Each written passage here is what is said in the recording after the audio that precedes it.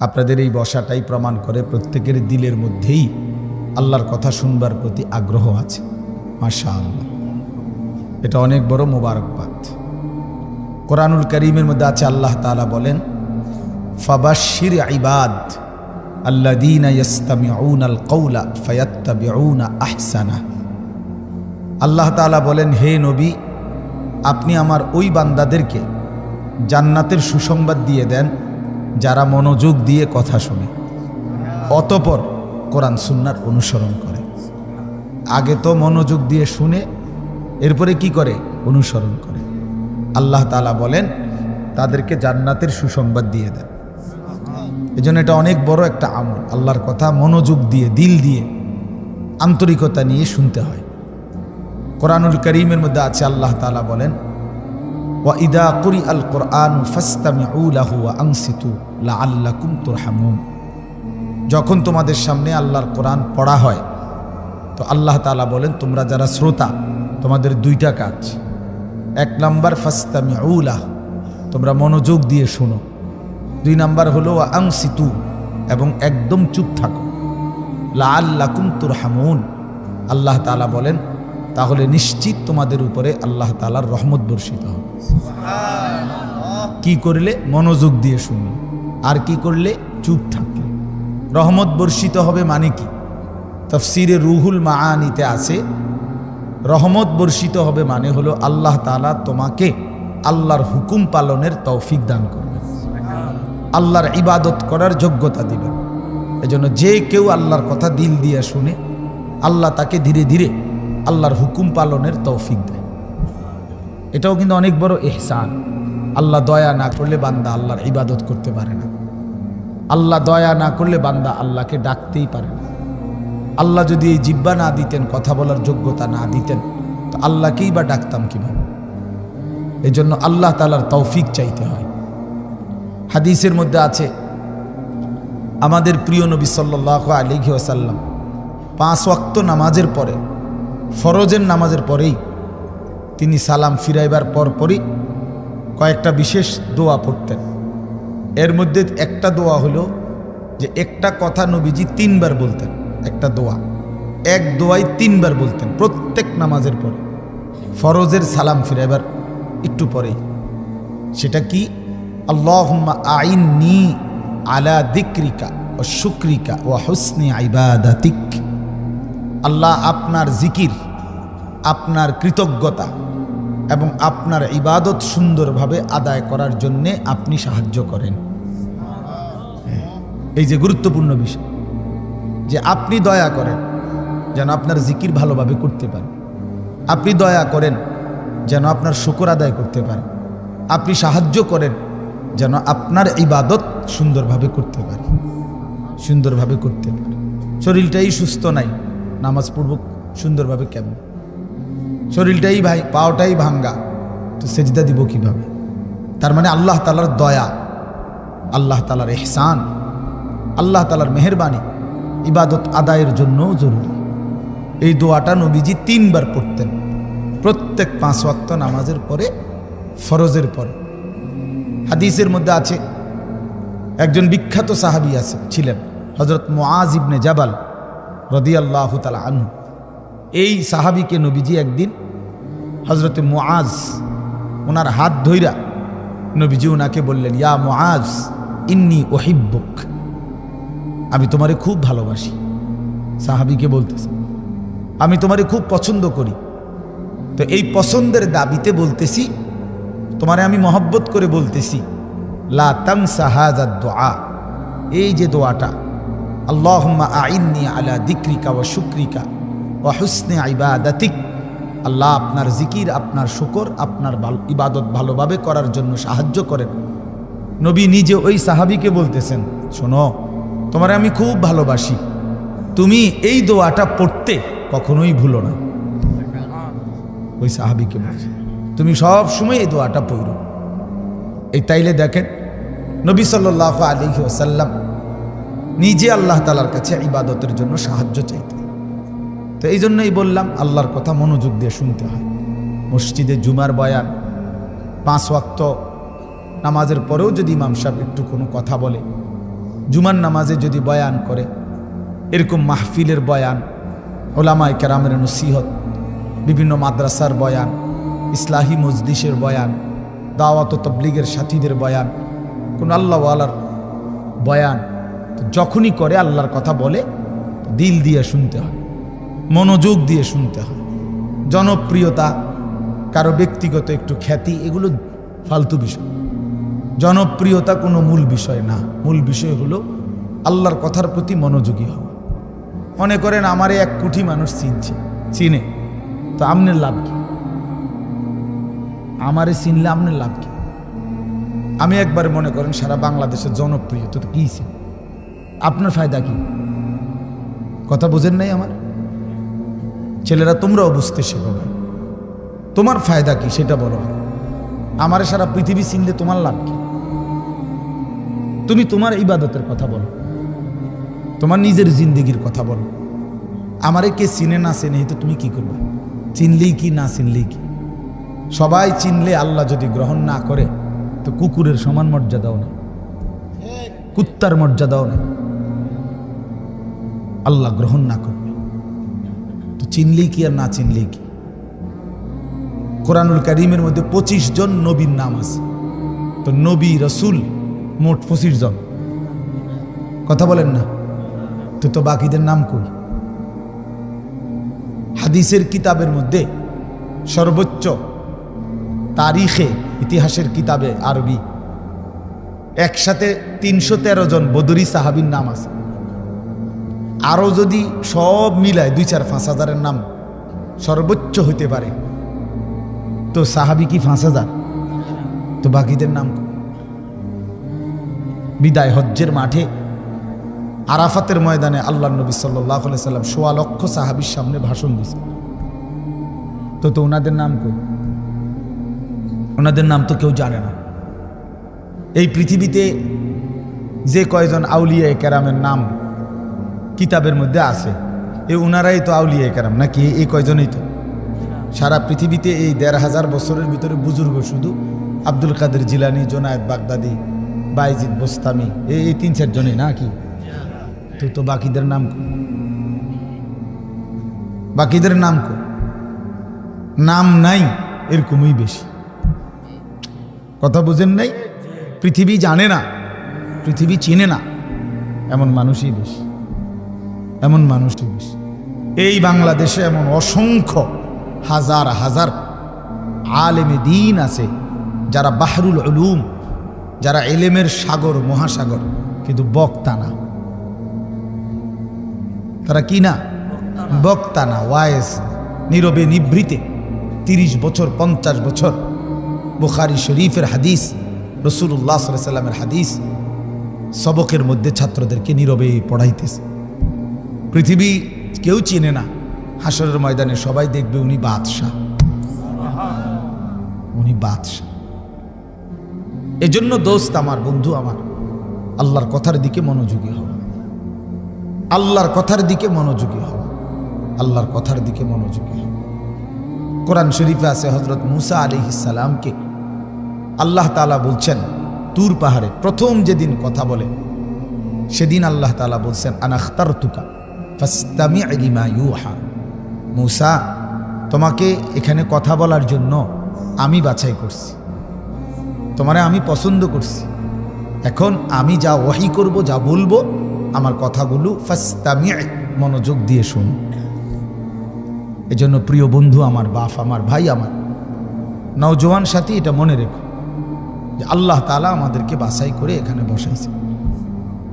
আল্লাহ যেন বলতেছেন, বান্দা, আমি একজন মৌলবী পাঠাইছি, ওর থেকে আমার কয়টা কথা শুনো।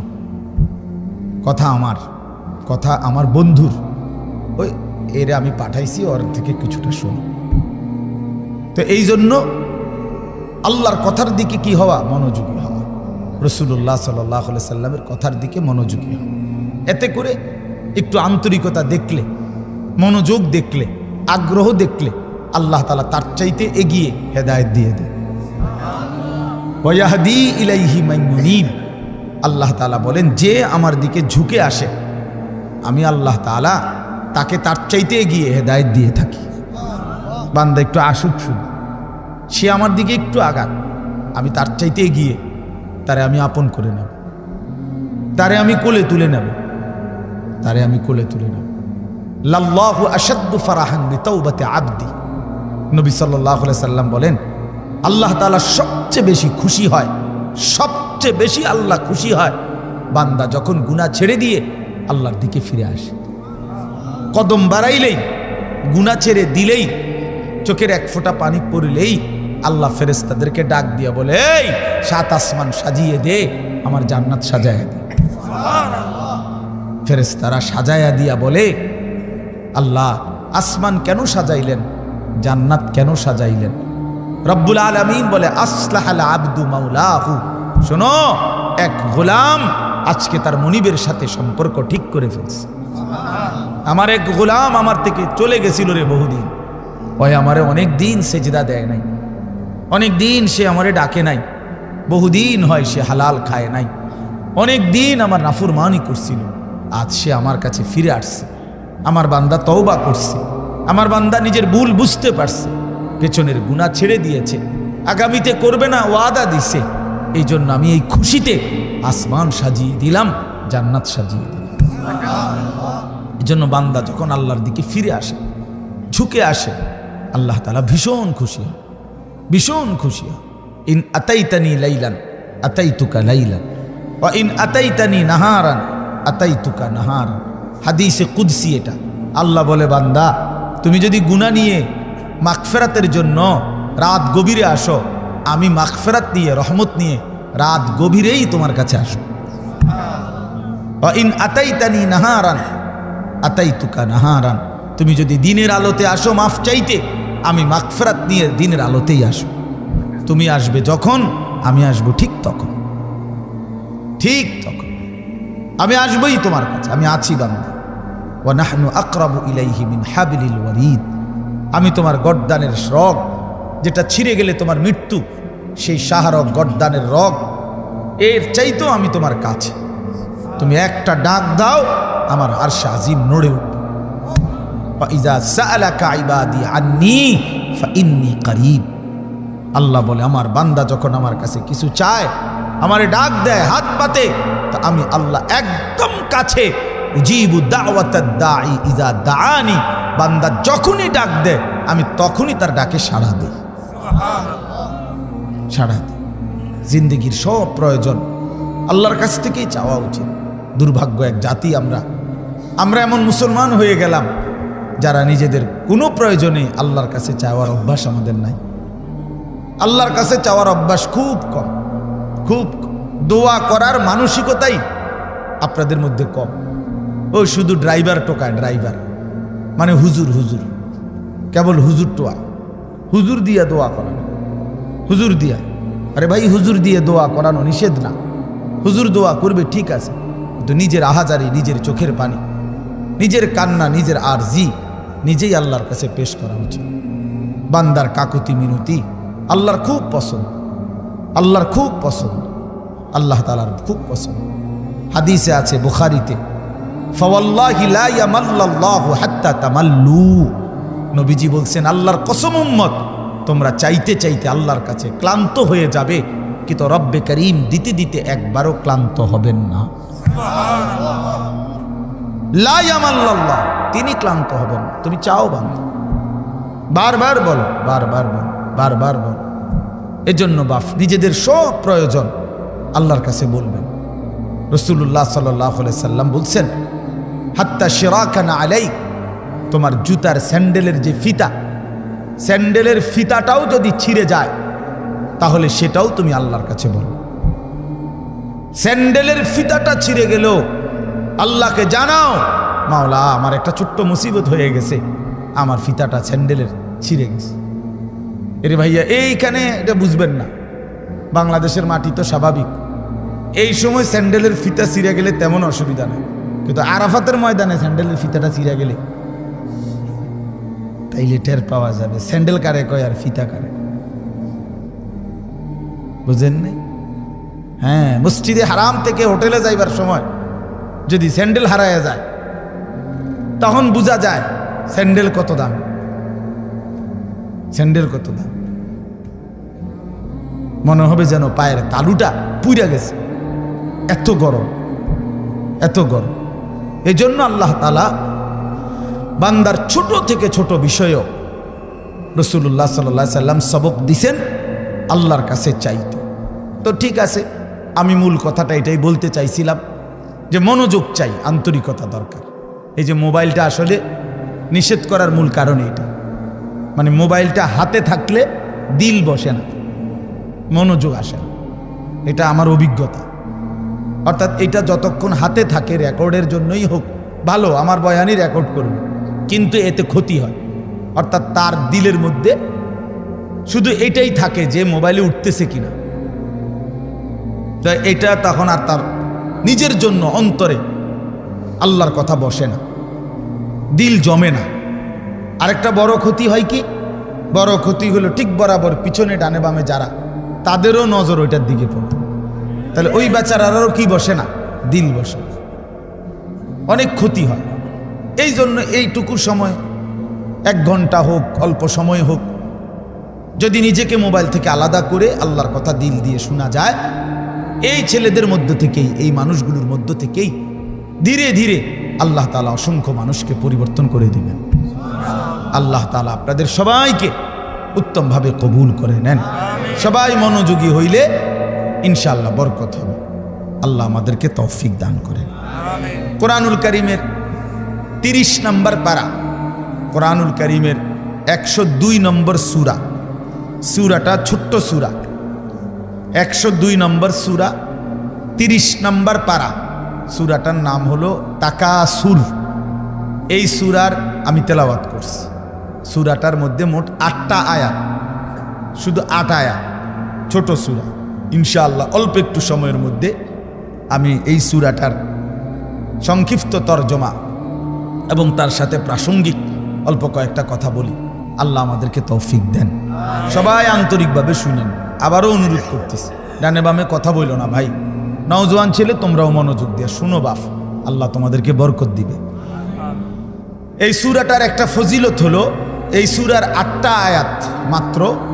প্রিয় নবী সাল্লাল্লাহু আলাইহি ওয়াসাল্লাম বলছেন, যে ব্যক্তি এই সূরা তাকাসুর একবার তেলাওয়াত করবে তো আল্লাহ তাআলা তাকে 1000 আয়াত তেলাওয়াত করার সমপরিমাণ সওয়াব দান করবে। তার মানে এই সূরাটা কোরআনুল কারীমের প্রায় 6 ভাগের 1 ভাগ, 1/6, মানে 6 ভাগের 1 ভাগের সমান প্রায় এই সূরায়ে তাকাসুর। এই সূরাটা আল্লাহ তাআলা কেন নাজিল করলেন, একটা ছোট্ট কথা, শানে নুজুল বুঝলে আপনি বুঝবেন কেন নাজিল করলেন। রাসূলুল্লাহ সাল্লাল্লাহু আলাইহি ওয়াসাল্লামের জামানায় মক্কার সবচেয়ে গুরুত্বপূর্ণ, ওই ছেলে বেটা এখানে কথা বলবা না, যাও থেকে, অপদার্থ কোথাকার বেটা, কই তোমরা স্বেচ্ছাসেবক কোথায় মিয়া, এতটা অনুরোধ করলাম এতক্ষণ ধরে,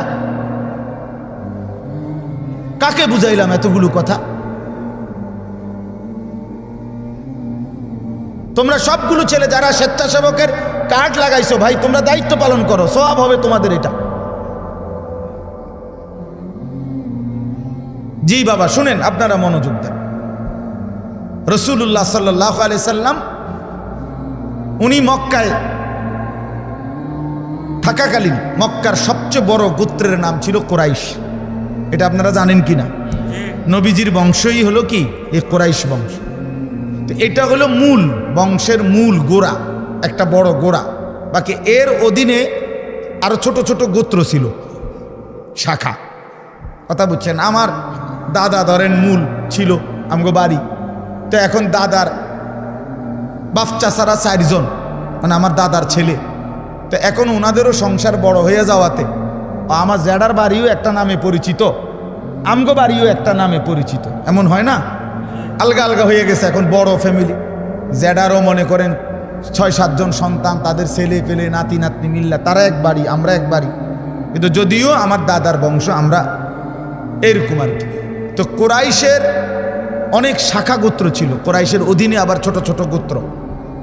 এদের একটা অভ্যাস ছিল, এরা প্রতিনিয়ত অবসর হইলেই তারা নিজেদের মধ্যে তর্ক বিতর্ক করত, নিজেদের অর্থ সম্পদ ক্ষমতা প্রভাব প্রতিপত্তি সন্তানাদি বংশধর কার কদ্দুর বেশি দুনিয়ার ফুটাঙ্গিরি এগুলা নিয়ে মাতব্বরি করত, অহংকার করতে আর বলতো, হিসাব দিত। হ্যাঁ বেটা আমার চাচা এই, আমার স্বাস্থ্য ভাই একজন ডিসি, একজন এসপি, একজন হেই, আমরা বলে না এরকম মানুষ।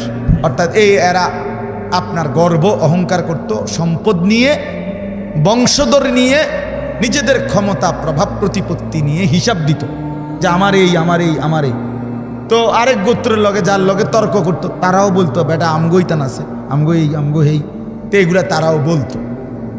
এর মধ্যে দুইটা গোত্র ছিল, বনু আব্দে মানাফ কোরাইশের একটা শাখা গোত্র, আরেকটা হলো বনু সাহাম, এরাও একটা শাখা গোত্র। এই দুই গোত্রের লোকদের মধ্যে একদিন তুমুল এই নিয়ে তর্ক লাগছে, ভীষণ তর্ক। এই দোনো গোত্রই নিজেদের বংশ গরিমা অর্থ সম্পদের হিসাব, বিভিন্ন যুদ্ধে এক একজনের এক এক যোদ্ধাদের অবদান এবং নিজেদের শৌর্য বীর্য অহংকার বংশধর এগুলো বলতেছিল, বারবার শুনাইতেছে আর কি। হেরাও কইতেছে, বনু সাহাম বনু আব্দে মানাফ, দোনো পক্ষ বলতে বলতে অবস্থা দাঁড়াইছে এই, ওই বনু সাহাম গোত্র যারা তারা দেখছে যে হিসাবে বনু আব্দে মনাফের সংখ্যা বাইরে গেছে, মানে বেশি হয়ে গেছে। এগো যা যা নাম দাম যা কইছে, যার যেই ক্ষমতা যার যেই অবস্থা, এতে করে এরা কমে যাইতেছে, হারিয়া যাইতেছে। কারা? বনু সাহাম গোত্র। তো এরা করছে কি, তখন এই বনু সাহাম গোত্র যখন দেখতেছে হেরে যাচ্ছে ওদের থেকে, এইবার তারার আর জীবিত লোক যারা তারার আর হিসাব দিয়া ফাটতেছে না, মানে হেরার লগে কুলাইতেছে না। তো হেরা বলতেছে দিগাও, কই কবরস্থানে আসো,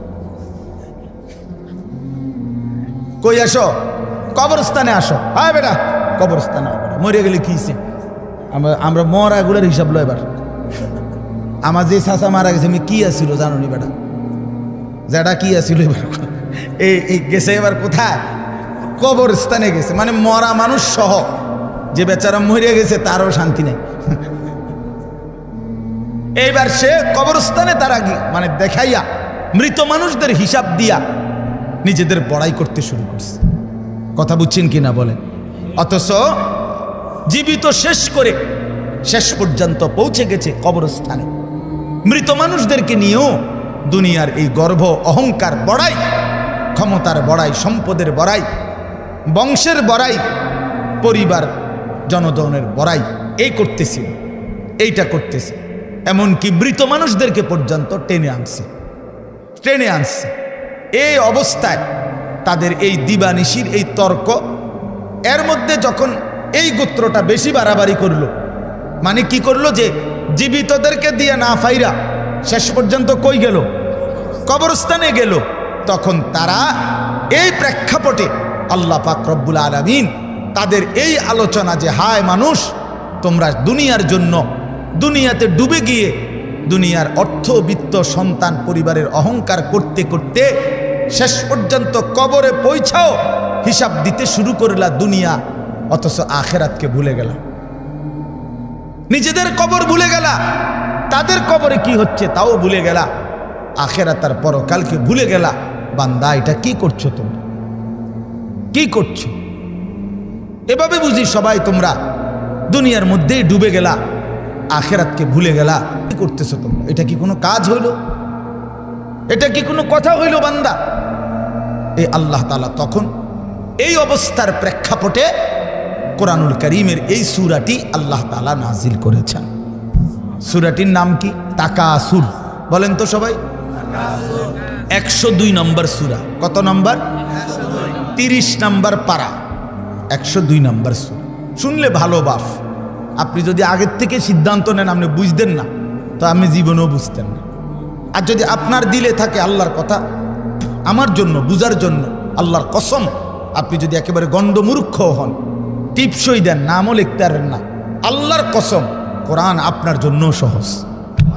প্রিয় ভাই, তোমরা যারা স্কুলে পড়ো, কলেজে পড়ো, বন্ধু আমার, তোমাদের যতগুলো বই পড়ছো তার চাইতেও কোরআন সহজ। কোরআন সহজ। কোরআনুল কারীম তোমার বাংলা, অঙ্ক, ইংরেজি, পদার্থ, জীববিজ্ঞান বইয়ের চাইতেও সহজ বুঝার জন্য আল্লাহ তাআলা সহজ করে দিয়েছেন। ওয়ালাকাদ ইয়াসসারনাল কুরআনা লিযিকর ফাহাল মিন মুদ্দাকির। আল্লাহ তাআলা বলে, বান্দা শুনো, আমি অবশ্যই কোরআনকে বুঝার জন্য, শেখার জন্য, পড়ার জন্য, তেলাওয়াতের জন্য, তাফসীরের জন্য, ব্যাখ্যার জন্য, এমনকি আমল করার জন্য আমি আল্লাহ কোরআনুল কারীমকে সহজ করে দিয়েছি। ফাহাল মিন মুদ্দাকির, কে আছো উপদেশ গ্রহণকারী, আমার কোরআন থেকে কিছু নিবা।